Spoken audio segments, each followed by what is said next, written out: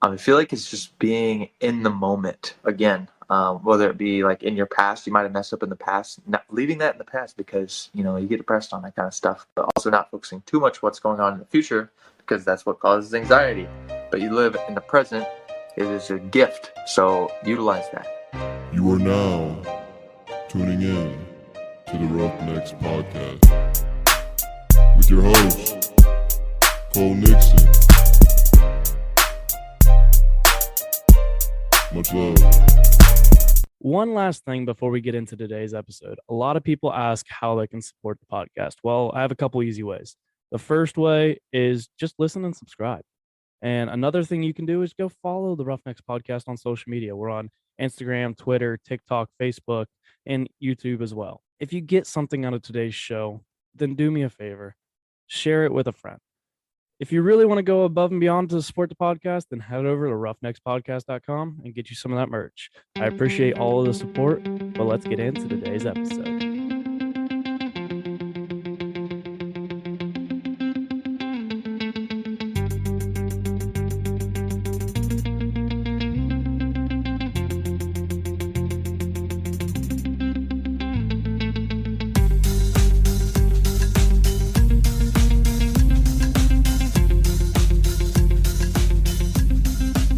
What's up, everybody? Welcome back to another episode of the Roughnecks Podcast. I accidentally apparently clicked Netflix, and Netflix popped up on my screen. But anyway, welcome back to another episode of the Roughnecks Podcast. This is episode 119, and it is late, but it is better than never. All right, I said I was going to get back on it. It's still struggling with this. But I promise you, there is going to come a day where I get back with consistent episodes, like weekly, twice a week. I promise I'll get back to it. But joining me today, I have a guest who's been on here a time or two times to be exact, but he has 3 episodes because we turned one of his recordings into 2 episodes because we talked forever. But Speaks, welcome back to the Roughnecks Podcast for the 3rd or 4th time, however you want to count it. Yo, it's good to be back. I appreciate the opportunity to come in and speak, even if it is a little last minute. It's totally cool with me. Looking forward to paying forward some love and some advice that I've learned throughout my years, and I appreciate you having me on, man. Yeah, I won't make you go through the background of yourself or anything since you've already been on for episodes. If you guys want to know more of kind of like the rough basis of who Speaks is, we'll probably get into like who you are, obviously, today when we talk as well. But go listen to episodes 85 and 87. Those are 2-part episodes. And also go listen to episode 90, which is Q&A Friday number 4. He was on for Q&A Friday, and that was a good one as well. But go listen to those if you guys want some more Speaks. Probably, I'd say go listen to 85 and 87 maybe before you listen to this one. I think you need to listen to both of them and then come back and do this one. Contributing to that, like before we came on, I was actually in my car listening to the episodes, and I was like, damn, we are powerful together. Like, you and I just sit back and forth, just facts. It's just amazing, dude. Like, yeah, we have a lot to pay forward, whether it be our knowledge or experiences. I feel like we're both pretty wise individuals, especially for our age. But yeah, I'm looking forward to diving in. Yeah, so I'm gonna let you kick it off because you had something in mind to talk about because you told me I want to give you a quick shout out. Your text the other day that you sent me, I won't read what the actual text was, but Speaks sent me a very kind-hearted text, and it was sometimes like when you get those texts, it's like I feel like every time you get one of those texts, it's at the right time where you're just kind of like things are feeling dull in life or like whatever, and all of a sudden you'll just get this text and it's like, damn, like that just it made my day. So I really do appreciate you sending that text out. Some kind words with the podcast and me as well. Absolutely. Do you think that text message like precisely correlates with the fact that I'm here today? Not necessarily. Yes and no. I had you in mind already because I don't know if you ever listened to, I believe it was episode 116 with Caleb Scott. We talked about you, and I was like, I need to get Speaks back on the podcast. We recorded that episode like over a month ago. It just came out a little late. But yeah, it definitely you'd been on my mind, but that definitely I think pushed the issue. Absolutely. Yeah, I actually texted you because I was like, thinking back of like people who have made an impact on my life. And one thing that's like a goal of mine this year is to actually like send a thank you to somebody every single morning, and so that's like something I've really been on top of, and yeah, you came to mind, so I mean I got to pay forward that and express my gratitude for that. Same for everybody out there listening. Like just send a nice text message. You never know what can happen. You could end up on a podcast sometime. For the But first time. yeah, a lot has happened in what was it been 3 months, 4 months since we've Yeah, had. it doesn't it feels like literally just yesterday that we recorded, but it has been a minute. Yeah, I think it was March, like when we recorded, which is crazy. But yeah, a lot has changed since then. My motivational speaking business has been like kicking off recently, which has been really good. So moving forward, I'm gonna end my lease here this year, and I'm actually gonna be traveling across the country, like speaking at different high schools and colleges and universities, that kind of thing, and paying forward the love that I've been given and the knowledge that I've received throughout my hardships and experiences that I've learned from other people. Podcasts like being on here, like with you or Ed Milet, listening to him and Tony Robbins, all this kind of stuff. But yeah, it's being able to pay forward that love is what I've always wanted to do, and it's finally coming to fruition. So it's kind of a beautiful thing. Where I want to ask you this because you're doing the motivational speaking, but like everybody has to. Where does your motivation come from? Like where, like obviously you have a motivation for wanting to do it, but where does your personal motivation come from? What drives you? I think motivation in and of itself is kind of like something made up in our minds, to be honest with you, because I don't think motivation just comes out of nowhere. I think it cultivates from your discipline to begin with. Like if you start with an action, I think for me personally, it's an inspiration to me, and if I'd feel like I would be doing myself, or actually those who have loved me in my past, whether it be like grandmas, grandpas, dads, moms, people in the community, I feel like I'd be doing them a disservice if I wasn't paying forward the love that they've given me. So my purpose is to pay forward the love that I've been given from them, and to make sure that I leave my mark on this earth, but leave it better than I found it. So that's where like I think motivation comes from, but it honestly comes from your discipline, through your like consistent actions, whether it be like whatever you're doing like every day. Like if you have a goal in mind and you're really like dead set on that goal, like you don't get motivated to do the goal. First of all, you have to have a strong why, but it comes from the consistent action and dedication, and through your time, effort, and energy into those actions, then the motivation like is birthed from that, if that makes sense. Yeah. Yeah, Okay. I really like you kind of touched on some things that I believe I touched on in Fast Friday, but it basically like what I discussed was motivation is just a feeling. Mhm. It's not always there. You think that every time that David Goggins wants to go on a run, or like David Goggins wants to go on a run or do whatever, his crazy ass does. I listened to a few podcasts with him Yeah. today, so I'm on a David Goggins kick. But you think that he's even said, he's like, I hate running. I hate it. But like the man will go run 100-mile race, and it's like that doesn't Yeah. even correlate. But it's the discipline of getting up every day, putting in the work, and like whatever it is that you do, whatever you got to go work out, whether you got to go to work, I don't care what it is, you Yeah. have to have the discipline and consistency. Those are the two things that like the biggest thing. People always like, oh man, I can't get in a routine. I can't get in a routine. I'm struggling with this right now. But the biggest thing is the discipline to get out of bed. Say you're like, because I want to wake up by 5 a.m. We got a dog recently. So, we want to take the dog on a walk before we go to work. So we're trying to wake up at 5 a.m. And it's been a struggle. I think we've only done it once or twice this week. And, it's not fair to the dog, or, it kind of sets us back. But the big thing is you have to have the discipline to get out of bed. And then once you have that discipline like down, it just keeping it consistent. Like it'll make it easier to be consistent with your goals, whatever the goal is. And I think it's very important to have a goal to strive for, but you have to be disciplined enough. And if you sit here and say, well, I didn't get it because of this or that, no, it's just because you didn't want it bad enough. If you want something, you will go get it. There is no ifs, ands, or buts. You can't make up an excuse for why you didn't get it. It's on you. If you want something, you can get it. Absolutely. I think there's a fascinating study somewhere, I can't remember where, but the difference between like having goals and having a growth like oriented mindset. Like goals are so temporary, but growth literally lasts forever. So when you're thinking about goals, you think about like maybe a diet or something you want to try out or something you want to accomplish by a certain time. But really, it's so temporary and so short-minded. But what we really need to be focusing on is like a growth mindset, which is in the moment. Because if you think goal, you're thinking future, like what do I want to accomplish, that kind of thing. But if you can live for the now, how do you want to live like right now? It's going to make a big difference. And I think reverting back to motivation, I think you can. A lot of people think that you can feel yourself into making an action, but you're much more likely to make an action and then have a feeling as a result of that action, if that makes sense. Speaking of goals, kind of going off, like kicking it back, and this is just how me and you do a podcast every time. It's just back and forth. But like with goals, like you said, talked about how it's important to be in the now too.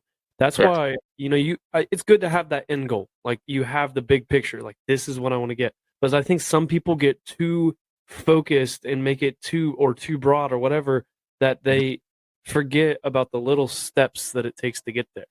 Mm-hmm. Like every morning that you wake up, don't think about what you're doing at the end of the day. Mm-hmm. Think about what the next step is in your day. I mean, yes, you still have to remember that you have something at the end of the tunnel. Like you have something that you need to go for, but you're not going to get there unless you complete all these small steps. You can't climb a ladder if they're super, like it's harder to climb a ladder if they're super far apart compared to if you have a bunch of little steps. The little steps makes it easier, and they're more important sometimes than these big leaps. You're going to have your big leap where you have your break. Essentially, you have what, like you just kind of, you get that boost. But you wouldn't get to that break without all these little steps. That's very true. I'm learning that a lot right now. Another thing that I'm doing right now is I'm actually doing a physique show in 2 months, November 4th, which is really exciting for me. I've never done one before. You're like the third or fourth person on here that's been into that. Really? Yeah, I've had a couple of them. Yeah. Yeah. Well, speaking of discipline, that's the reason that I really, really wanted to get into it because, of course, I was known in high school as like the strong guy or whatever for my size and like always had good physique, but I never really like knew what it was all about. I just thought it was like low key from an outside perspective. It looks really egotistical. Like you're just like, oh, I just care about the way I look kind of thing. But I think what really inspires me to do it is watching the guys have so much discipline, like we were just talking about, into the little tiny things that they do every single day.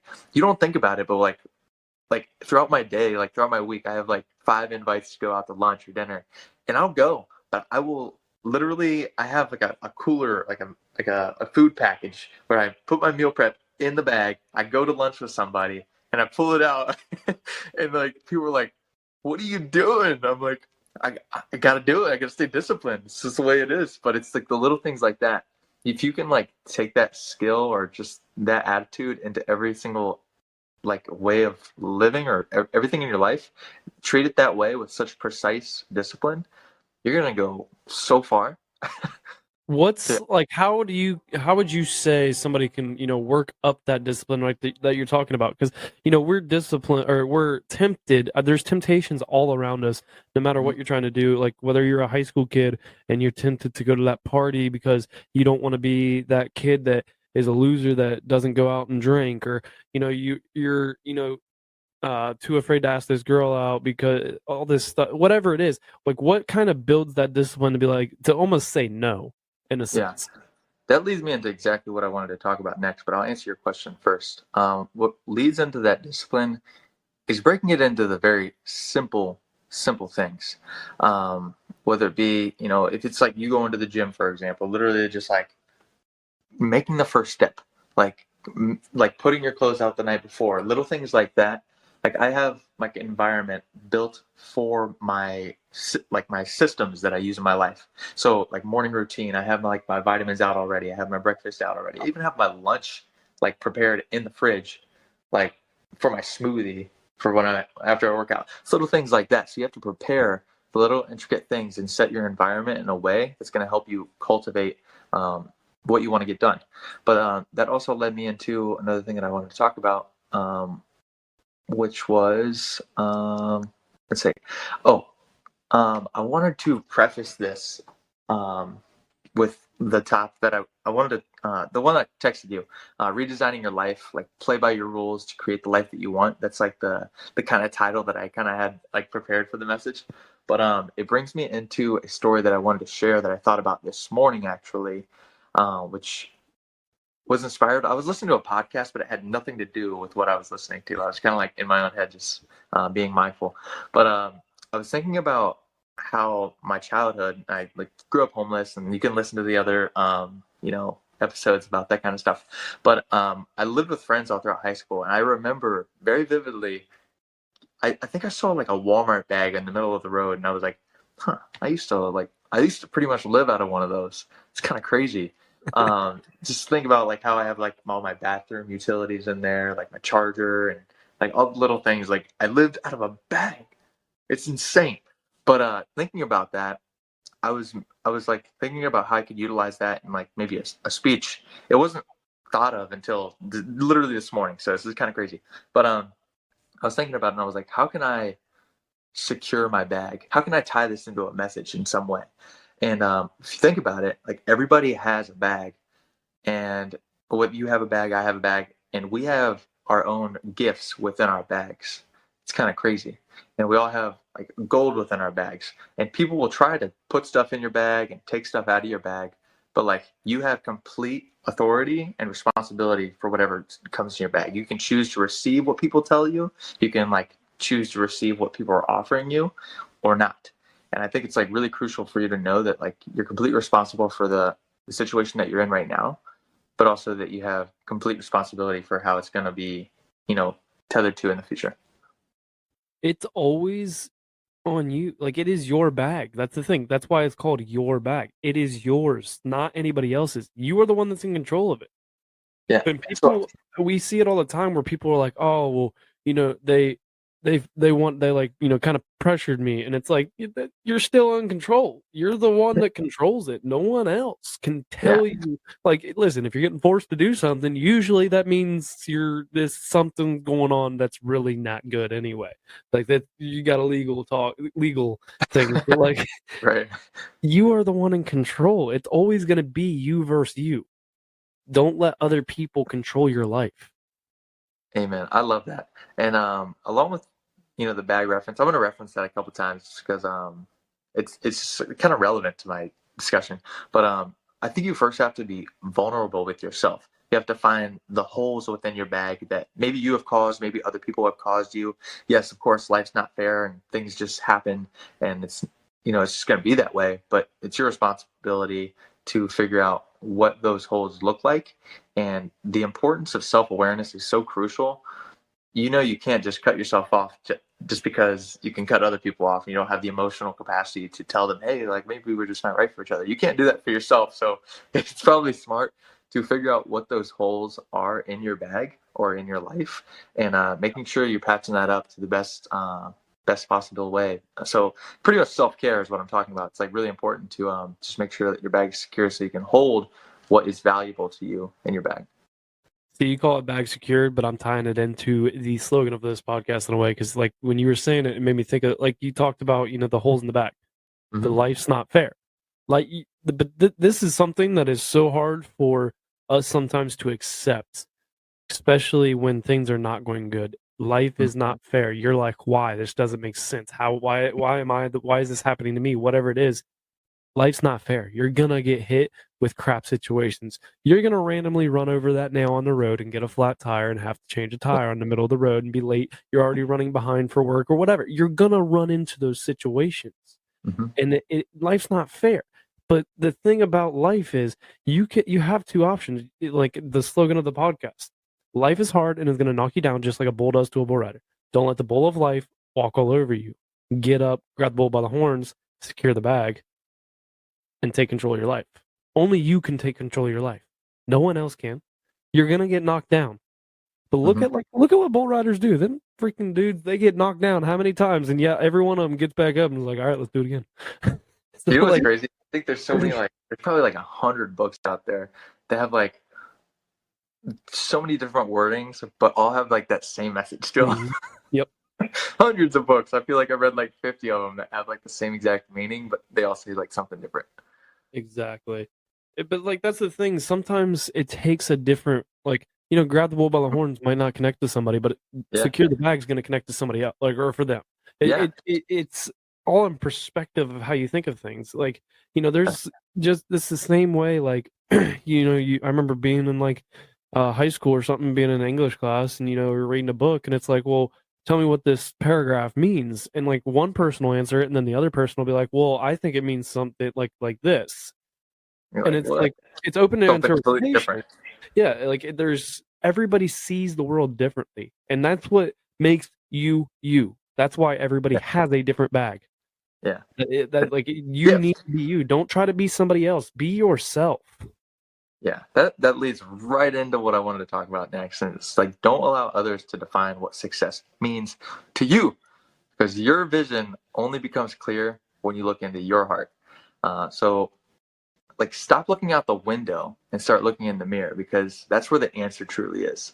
A lot of people think that you need to find success in like other people or whatever you see on social media. You hear that all the time, but it's really like, what is within your heart, and how can you take that gift that is in your bag or in your heart or in your bowl or whatever you want to call it and like bring that out to life and show people what you're truly about, and be confident with that.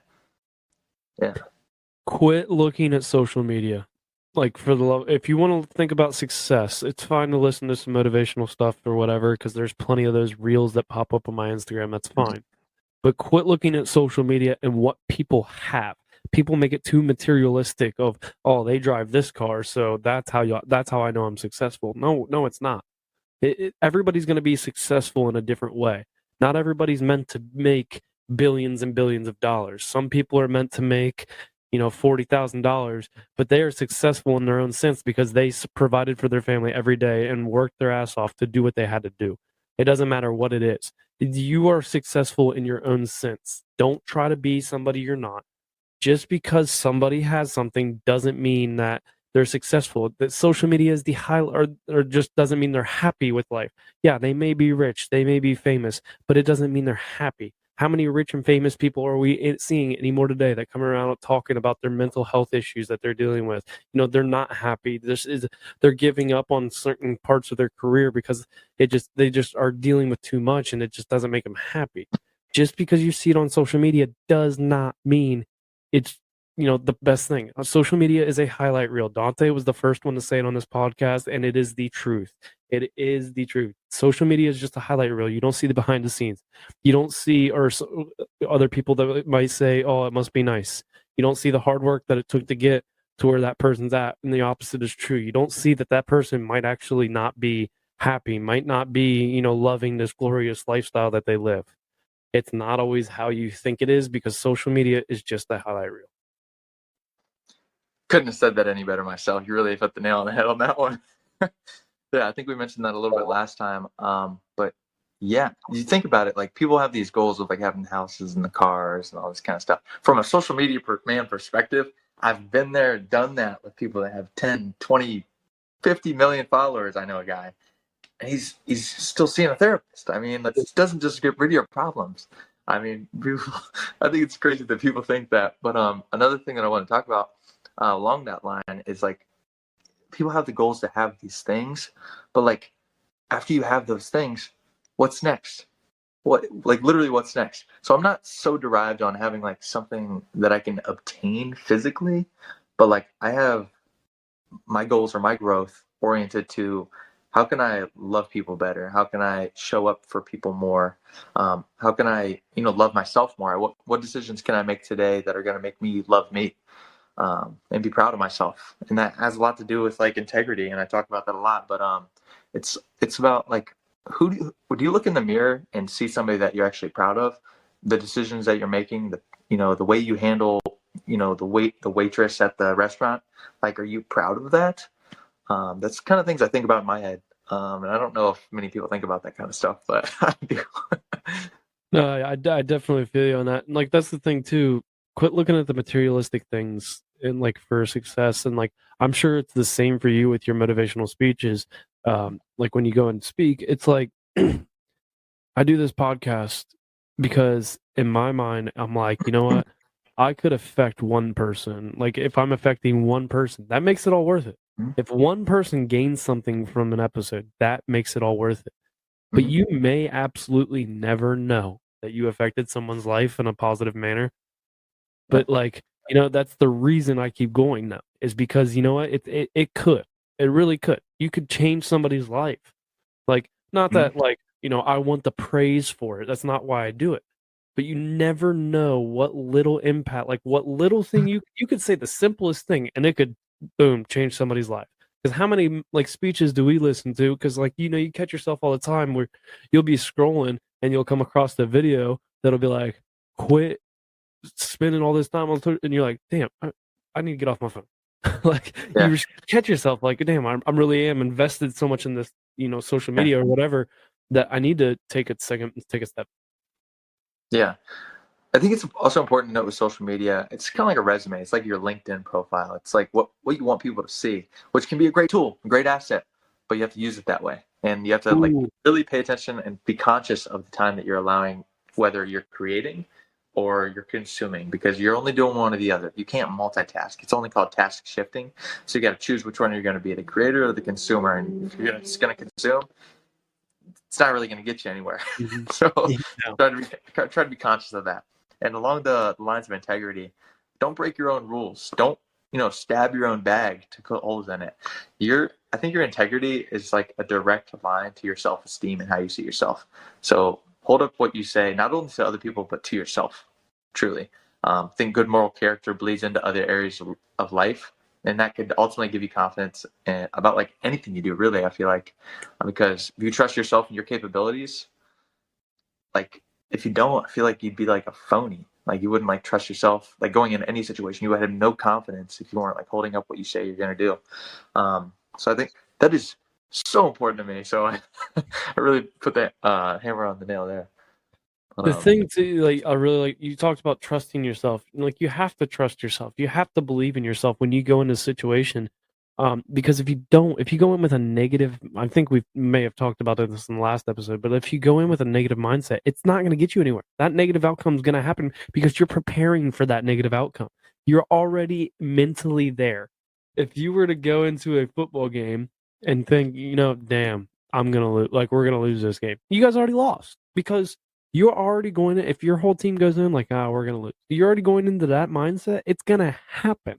But if you go in, my boss actually just told me the story the other day, or today actually, where he was like, I was out hit with my daughter and like she plays softball and he was out like pitching to her and stuff because she really likes to work on it. And he was like, "Why are you swinging like a pansy?" And she said, she's getting all upset and like wanting to cry and stuff. And he looked at her and he goes, I want you, he's like, say you're going to hit the shit out of the ball. And Yeah. she's like 8 years old. So he's like, say it. Say you're gonna hit the shit out of the ball. And she like looks at her mom, and her mom's just like, just whatever dad says. I guess at this point, she's like, she said it, and then guess what she does? She rips a nice shot. Like, and it's like because you change the mindset of, oh man, feeling sorry for yourself in a way. And she did it in a game. She like ripped one, and she went up to him after she hit it and was like, "I told myself I was gonna hit the S out of the ball." And it's like, but like you go in with that mindset of I can do this. I believe in myself. I trust myself. It's gonna help you in the future. Yeah, absolutely. I feel like yeah, people are too quick to poison themselves, and I feel like it's a lot of people were like I complaining like about. that right there. That you said poison. I like that. That's a good Yeah, way to put it. You yeah, poison yourself when you get all negative.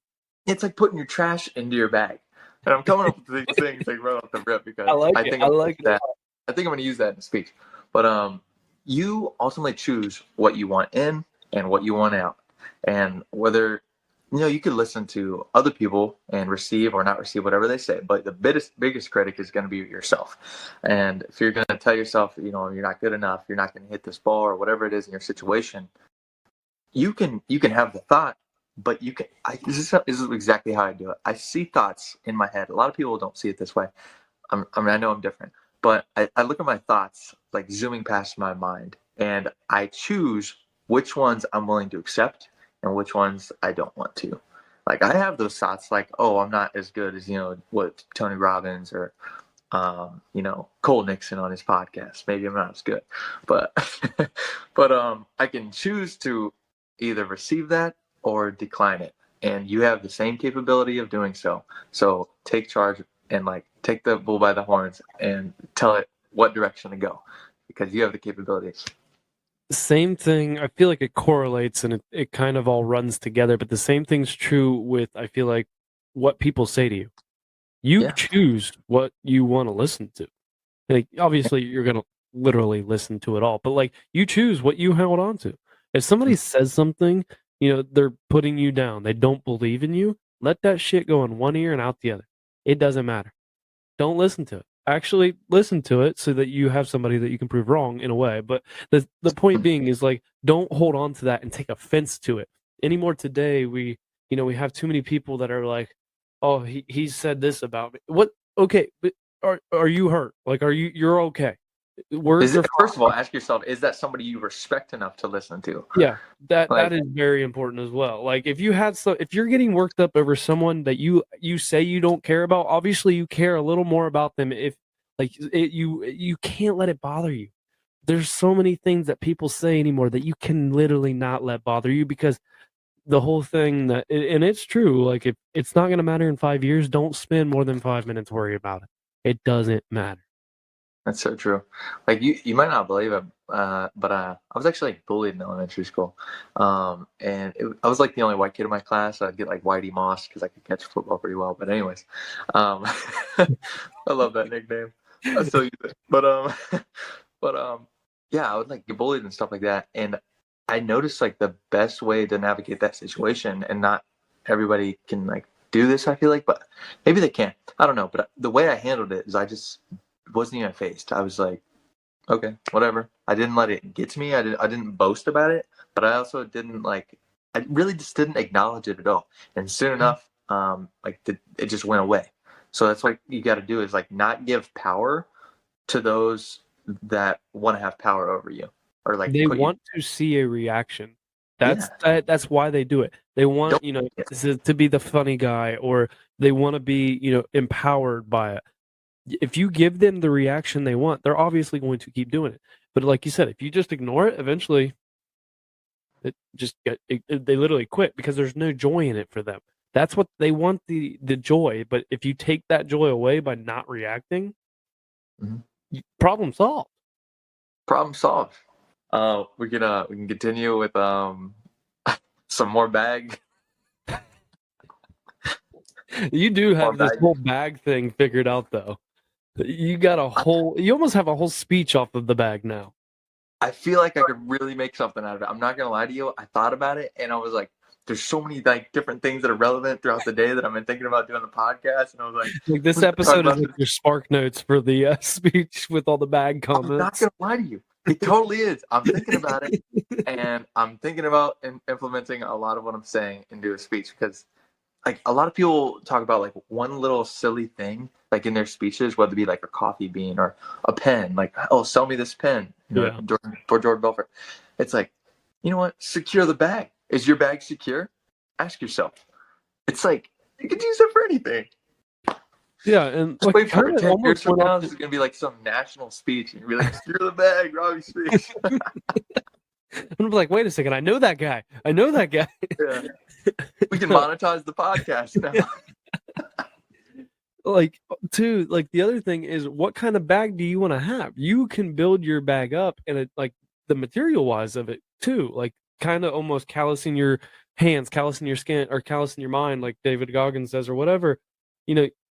How do you want to have that Walmart bag, or do you want to have a leather bag that's a little tougher for people to stab through, to put holes in, with a zipper on it, so that they can't just come and take what they please?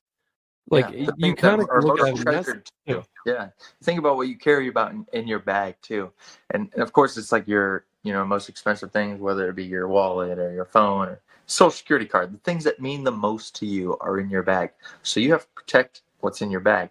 A lot of that is what you value.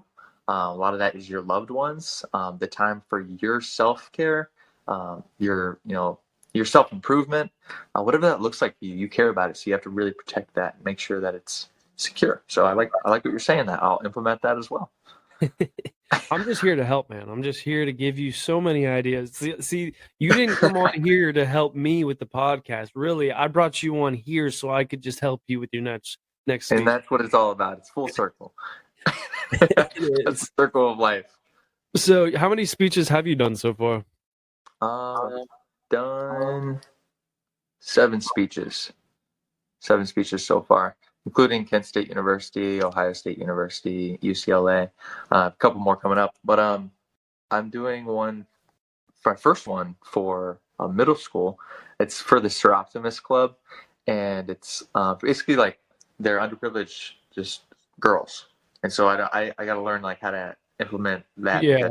I don't know much about middle school girls, obviously, but hormones are all over the place and stuff. Yeah, their emotions are all over.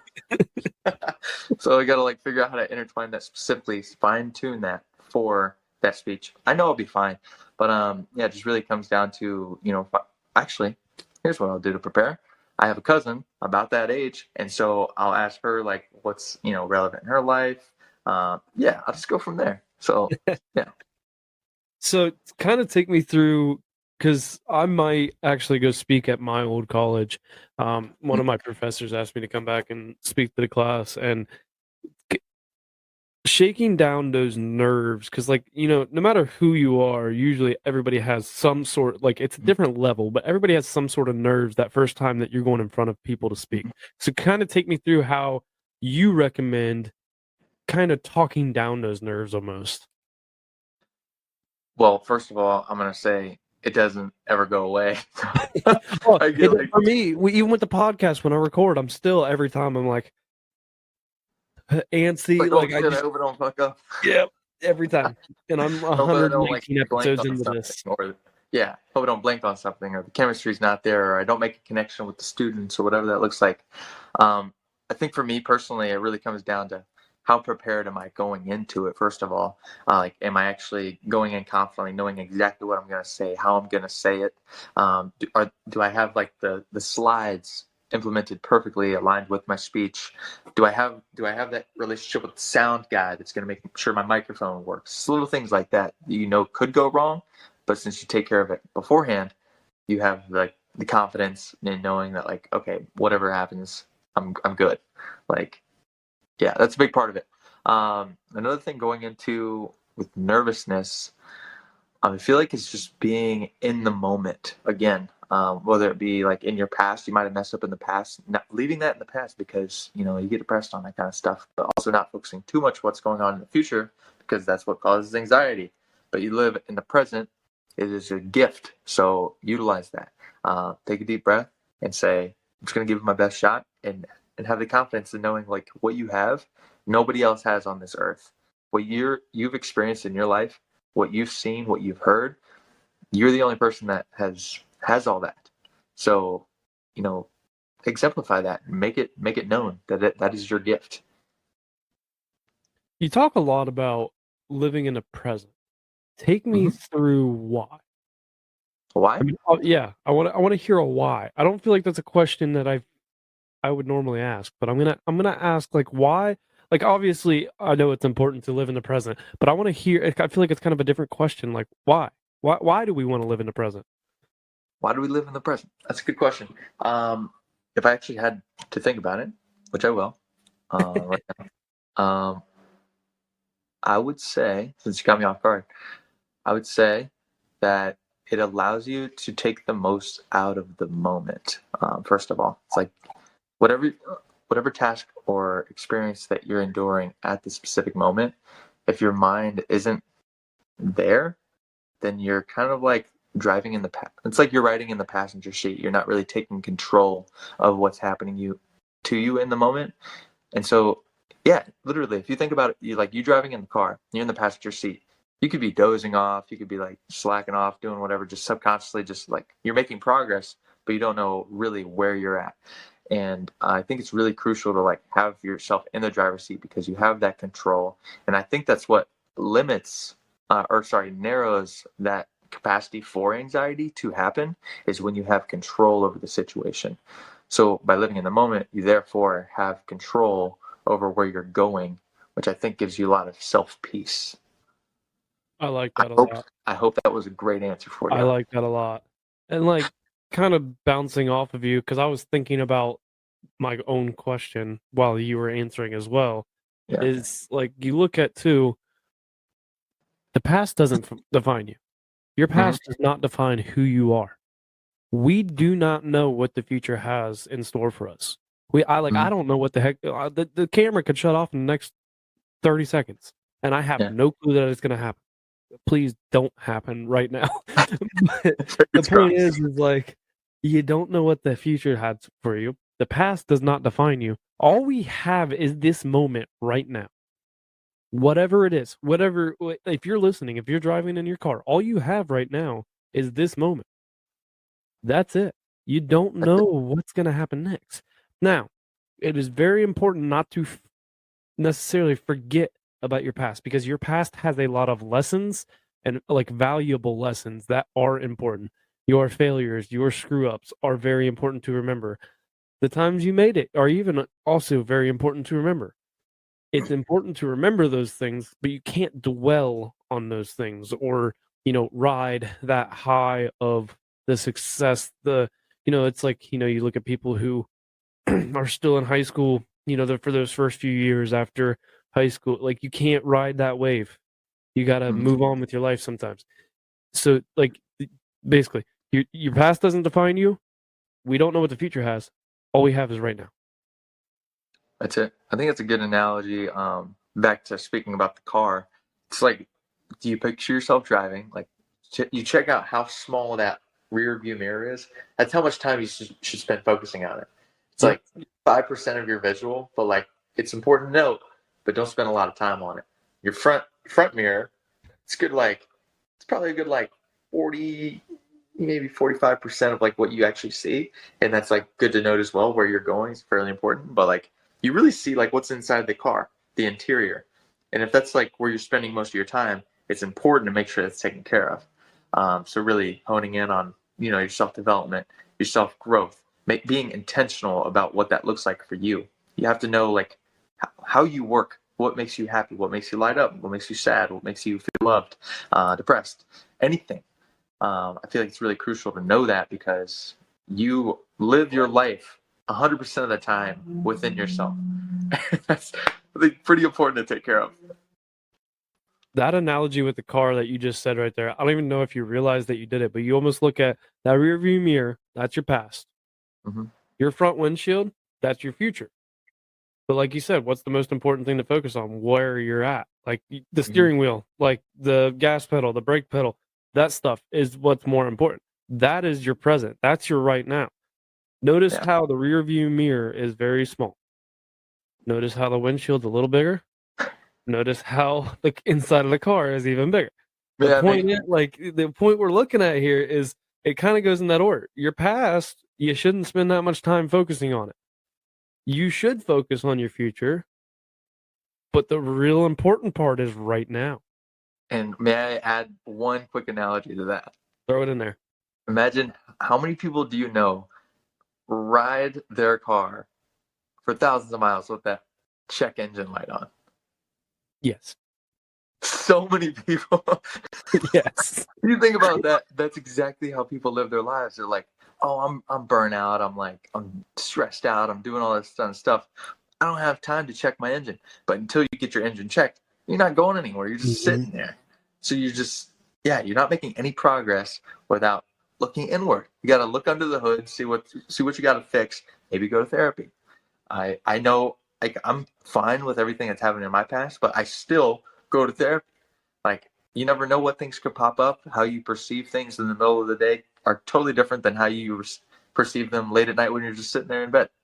Like, you just never know when you need that. So I think it's like really crucial for people to make sure that their engines are smooth and running smoothly. Yeah. Yeah, that check engine light may be on and your car may still be going, but it's not running to its full potential. That, like, you're not running fully efficient. So like, why, if your body's telling you, your body's check engine light is on, and you're like, oh, you know what, I'm fine. I'm all right. Like, it doesn't bother me that much. Okay, but you're not to your full potential. Wouldn't you want to be at your full potential? We were just talking about this today at work in a way, like in a whole different conversation, kind of like our topic, but like our excavator, we were talking about it, like how they send them out, but they're not running to their max. And it's like, why would you send something out not running to its full potential? Why would you not want something? And it's the same. Like, why would you put out what's not your full potential? Or why would you not fix something that's holding you back from your full potential? Why, you got to get out of the comfort zone. You can't stay stuck just because it makes it easy on you. You have to move past that comfort zone and get past this, the coasting part. You have to move past it and push forward. Yeah. I feel like 99% of people live in that comfort zone and complain about it. I cannot stand that. Yeah, you're doing it literally to yourself, and you're complaining about it. That's definitely my biggest pet peeve is when people complain about the situation that they have complete power to change. I'm just like, bro, why are you complaining about it if you have the power to change it? Like, just do it. Yeah, that drives me nuts. Like I see it pretty often, but it is what it is. Yeah, you'll have that, but like that's the thing. Yeah, don't complain. Sometimes if you realize that you're complaining too much, the biggest thing to do is sit in the mirror, look in the mirror, and look at who you are, and think about the things that you're complaining about. Like really, truly, sometimes sit there and ask yourself, like the question, like say it to yourself, and then think about what you're complaining about. Like if you're like, man, my girl, like if I hang out with somebody that like complains about their girlfriend every single day, but if they went home and literally sat there and asked themselves, like, why do I complain about her? And it's like, oh, because of this, and this. But if you really take a deep look, like you actually truly ask yourself, you might realize, oh, she gets mad about that because I do this. And I know she doesn't like that, but I do it anyway. Yeah. And sometimes you have to ask yourself the cold hard truth, or otherwise the conversation could even go with yourself, could go, maybe this isn't someone that is good to be with. Maybe this is Gina, just the wrong person, wrong time, whatever you want to call it. But you have to ask yourself the hard questions sometimes, and that's very hard to do. That's why it's called asking yourself the hard questions. They're not easy questions. Yeah. I feel like one of the most transformational questions that I've asked myself throughout the day and the past couple weeks, I think I got it from a book. I can't remember which one. It said, is what I'm doing right now getting me closer to or further away from where I want to be in life? It's like, if you literally think about that, it's like throughout every action that you make, like if you're literally, I'll be on my phone and I'll think about that and I'll be like, nope. Throw my phone and then just start like doing exactly what I should be doing, or like if I'm literally just in the kitchen, like, or in the shower. I do this. I'm like, okay, I'm taking too long in the shower. I gotta like wrap it up real fast. So it's like, what am I doing right now? Is getting me closer to or further away from my goals, and that'll like cultivate a lot of change. But you also have to listen to yourself and be disciplined enough and respect yourself enough to follow up with that. And it's hard to do too, like that, being disciplined enough and telling yourself like, all right, I need to, get off my phone. I need to hurry up the shower, even though it's, really cold outside, but in this warm shower, it feels awesome right now, whatever it is. Like, cause I did it to myself actually recently. We had a, a job that we're working on that was, it's 45 minutes to an hour away. And I don't usually drive too often. I usually ride passenger, so I usually would, I'd listen to podcasts, but I'd be on my phone scrolling through Instagram while I'm, just sitting there, and then, for 45 minutes there, and then 45 minutes back. So we got an hour and a half, 2 hours that I'm spending on my phone every day, just scrolling on Instagram, scrolling on TikTok, scrolling on Twitter, whatever it is. And then finally, I was like, I had this book that I started a while ago. I've been taking forever to read because I haven't been disciplined enough and consistent enough to read every day like I want to. I want to read at least 10 pages a day, but I haven't been disciplined enough to do it. So I finally started taking that book, and I'd read at least a chapter on the way up to the job. So like I'd usually get a chapter or two done, and I'd have like an extra 5 minutes, and then I'd, spend that 5 minutes maybe on Instagram or, finishing out a podcast, whatever I'm doing. But it's the point of like, I kind of took that upon myself because I realized when you finally realize like this is not helping me. This is like there's nothing good that I'm gaining from scrolling through Instagram for 45 minutes. I can lie to myself all I want and say, yeah, I'm trying to find podcast guests. Cause I mean, I honestly do that. I'll scroll through Instagram and like I'll go to this profile and then to this profile and then to like, and I'll like kind of do like the Wikipedia thing, like the spider, like I'll kind of use connections from people just to try and find people. But also like there comes a point where, like you said, you can't do both at the same time. You sometimes you start consuming, and if you consume for too long, it's not worth it. Yeah, I think that leads into a pretty a lot deeper of a context, but I did want to talk about it. But like, I think when we have the time to, especially as men, when we get so bored, or like have so much free time without lack of a why or lack of goals or ambition, that's when we like fall into things like, pornography or, drug abuse or things like that, or just having like really mental health problems, which like those things kind of like spur from. It kind of like happens when you have like a lack of motivation or lack of discipline in your own life. And so you want that little dopamine hit, whether that be drugs or pornography or whatever that looks like for you. You need that little dopamine hit to be like, okay, I feel better temporarily. And then it just goes right, actually lower than what you started at afterwards, because your brain isn't getting that, craving that it wants. And so I think, even things like that I thought about in the past year, and I was like, is this getting me closer or further away from my goals? And my goals being, I want to be, a loving man of God and with my family. That just doesn't align with who I want to be. So I think it's really encouraging to think about that. Personally, like really just be honest with yourself. And it's like, is this a problem for me? How is this going to affect my future family? If I truly love them, is this the man that I want to be for them?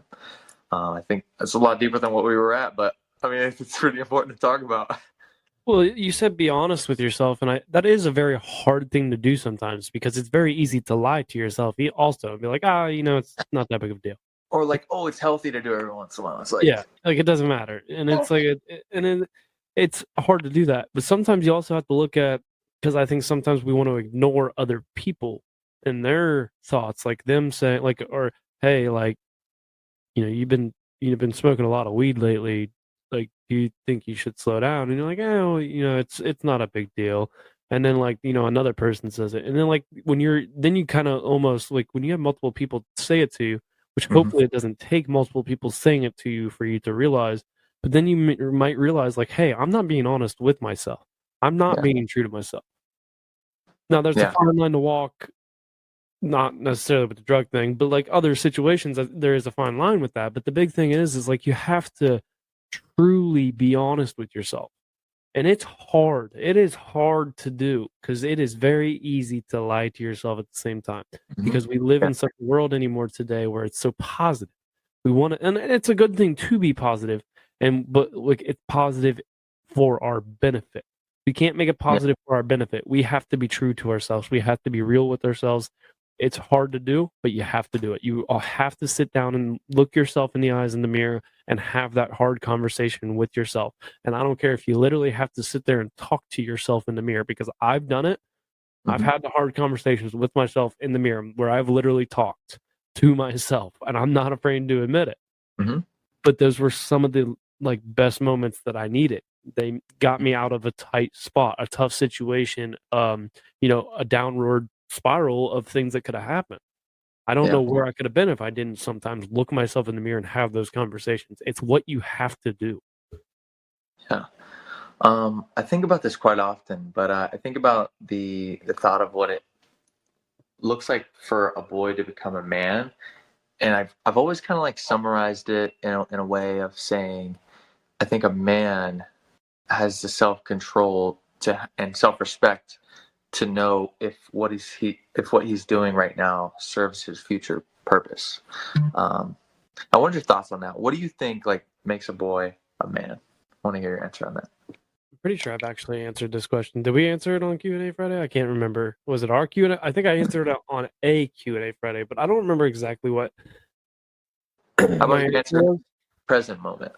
My present moment, because I don't remember what my answer was, but I know what my present moment answer is. It might be similar. Admitting your wrongs, I think, is very important because it's very hard. Like, I feel like there's a lot of men out there, it's the tough guy act. It's the, I wasn't wrong. And I'm guilty of this. I've done it where, like, you know you're wrong, but you're like, no, I'm right. Like, you don't admit your wrongs. Admitting you're wrong, and also, like, you kind of woke me up to this, the vulnerability thing. If you're willing to be vulnerable as a man anymore, that makes you in my eyes so much stronger. If I can sit here and talk to you and you'll sit here and you're in a tough situation with your girl or whatever, the actual situation, like, because I can think of situations where I've been talking to friends who have been going through girl troubles or something, and, like, you've had the ones who are, like, just pissed off, like, oh, they broke up and he's just pissed off, Yeah. pissed off. But then I've had the ones that have cried. I'm like, you know what? Not that I have anything against the ones that are just pissed off, but the ones that cry to me, honestly, I have more respect for as a, friendship sense. And also, like, I don't like, I remember one buddy being like, man, I'm sorry I'm crying. I feel like a little bitch. And it's like, no, dude, like, good for you. Like, you're allowed to do this. You're fine. Like, do what you got to do. It also goes to show that they've taken responsibility for their.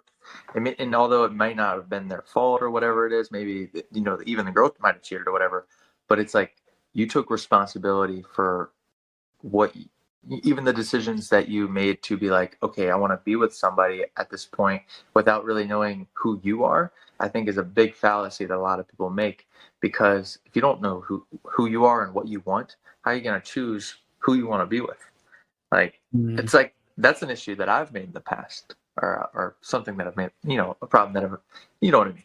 But anyways, it's like, I've given myself the credibility and the responsibility to accept my actions for choosing somebody that wasn't right for me, because I didn't know what I truly wanted myself.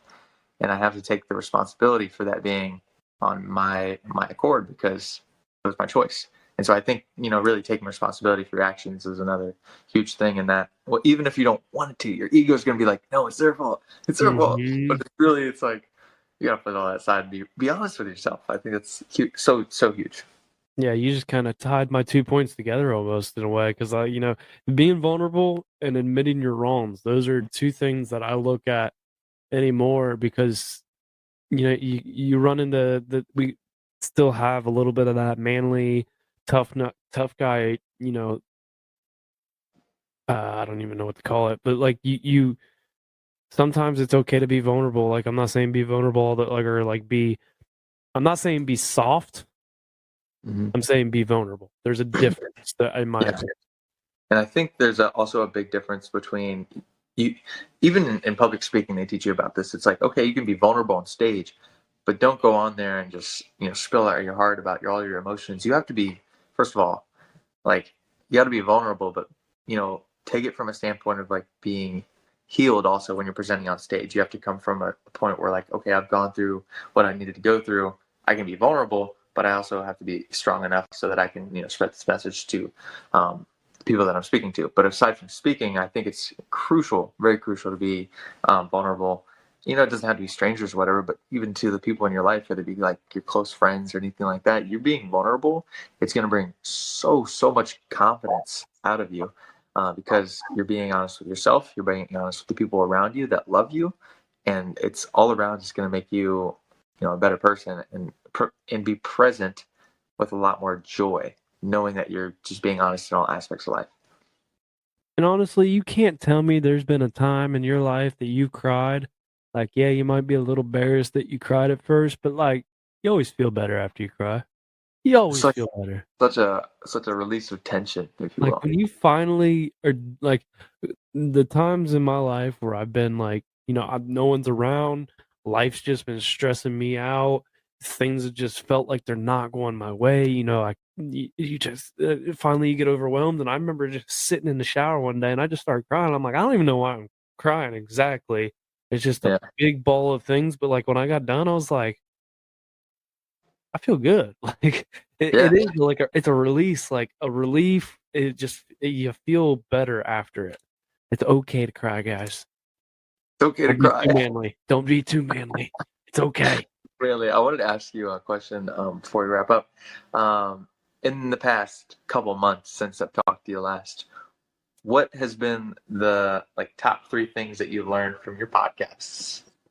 Oh, you're asking me on limited episodes because it's been few and far between. But I can tell you, Or definitely. things you've learned in general, and since I talked to you. Well, I'll go kind of off of uh yours. There's so speak. One thing that I realized is it's kind of more important to me now is always help others Mhm. because I had an organization on that's American Hero Hunt. They take veterans and first responders, active or retired, on these hunting trips or fishing trips or just whatever. And they do a bunch, and just listening to their story, like I golfed in their golf outing, and I was not like tight on money, but I didn't want to spend it. Like in my mind, I didn't want to spend as much money as I spent, and like I put all this money into the raffles and stuff, and I was like, you know what? It's going to a good cause. It's going to something that is very good because they talked about like, oh, you get the guys out there, the first day or so, like they're kind of quiet, but once they finally open up, he's like, we have guys that always want to come back now, and it like do like just help out the organization, and it's like makes you realize like it's creating a brotherhood in its sense, and but it's always good to help others even when you're not getting a reward from it. Don't Mhm. expect a reward from it. Like me spending all that extra money on the raffles and stuff that I put in, I wasn't wanting, like, yeah, it's nice to win, but like I wasn't necessarily doing it to win either. It was just kind of like there's no like straight up here's a donation. Like I wasn't trying to do that. I wanted like to do it in a sense where one, like you go up in a silent auction and you put down $20 on something that no one's bid on. You could start a thing where somebody's like, all right, I'll put it down for 30, and you're like 35, and they're like 40. And it's like, yeah, it'd be cool to win this, but like also we're battling against each other to raise more money for an organization. But like Yeah. it's just always important. That's one thing that I've realized is help others. Um Another one is do your thing. Alan Carl. He was the artist that I had on, and like, just his demeanor and his mindset of how he carries himself and how he carries himself is like, I'm going to do the things that I want to do. And, he was talking, he was like, I might be able to get you some backstage stuff. And he's like, if anybody ever comes up to you and was like, if like I met him at the Michael Ray concert, and he was like, if you because Michael Ray was the headliner and he was the opener, and he's like, if you were on like in the back room and stuff, trying to talk up Michael Ray about coming on your podcast, and everybody was like his tour manager or something came up to me, was like, hey, you got your guy back here talking to Michael like about his podcast, blah blah blah. He'd be like, so you didn't walk into the front office and get the job that you wanted? Like you didn't put yourself out there to get the job that you have now? Like you have to grind. You have to be yourself. You have to, put it all out there. So like that's something that I learned from picked up from his episode. And then Nolan Tucker, man, he is my top episode currently. He came out of nowhere. I didn't expect. Had nothing against him. I didn't expect his episode to like kill, and it killed. But Who's Nolan Tucker? Do I know? Nolan Tucker, no, he. I met him through TikTok, I believe. Hmm. But he is a rancher out west, and I kept seeing his TikToks, and I was like, man, this guy seems cool. He's worked on some ranches and stuff. But the thing with Nolan Tucker that I've realized is just live life. Just like kind of live in the present type of thing. Quit worrying about the past, quit worrying about the futures as much, and just live life. Sometimes just take those moments in. Like some of the TikToks that he posts, with the awesome views that they have out west, and it's like, he's like, there's been times where I just sit there and like I'll sit on the porch after work, drink a beer, no phone, nothing, just stare out at the sunset, and it's like, Yeah. just live life and take the moment in. Just sometimes you literally have to just take a step back and take the moment in. That's amazing. It's something I do quite frequently, actually. I step out on my balcony and I just sit there and I let myself, you have to give yourself permission to do that too. You just can't get caught up in the busyness of life. Give yourself permission to just be still and just be present. I know we talked about that a lot, but like really just going somewhere scenic really provides you an opportunity to appreciate what God has created for us in a way, or whatever you believe, the creator or whoever's listening. It's like, wow, this is life. Like I get to live this. This is so cool. Just gives you a new perspective. It's really awesome.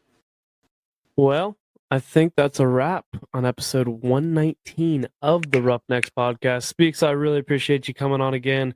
Where can people follow you on social media? Y'all can follow me at Robby J Bobby. That's ROBBY JBOBBY. Go give him a follow. You definitely will not be disappointed. But until Friday, you guys know the deal. Life is hard and it's going to knock you down just like a bull does to a bull rider. Don't let that bull of life walk all over you. Get up, grab the bull by the horns, and take control of your life. Roughnecks, out.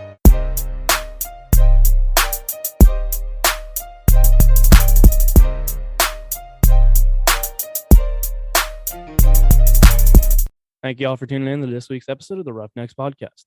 If you liked today's episode, then be sure to subscribe, rate, and review, and share it with a friend if you got some value from it. Head over to social media and follow the Roughnecks podcast on Instagram, TikTok, Twitter, Facebook, and subscribe to that YouTube channel. Don't forget to get you some of that merch by heading over to roughneckspodcast.com and subscribe to the newsletter while you're there. See y'all next week. Roughnecks, out.